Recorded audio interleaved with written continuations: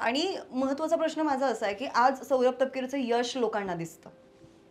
पण मागच्या 7 वर्षात, 8 वर्षात त्यांनी अपयश सुद्धा बघितलं असणारच आहे. 100% 100% व्यवसाय म्हटलं, की यश आणि अपयश सोबतच आहे.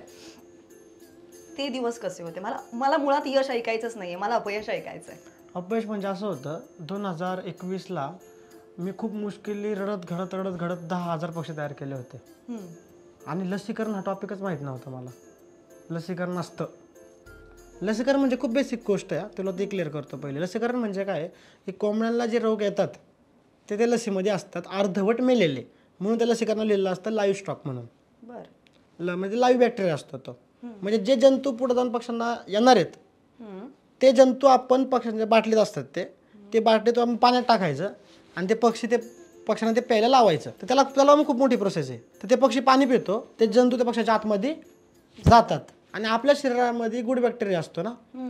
तर ते काय करतात त्या संघ फाईट करतात आणि ते जंतू मरून जातात कारण ते जंतूच वीक असतात.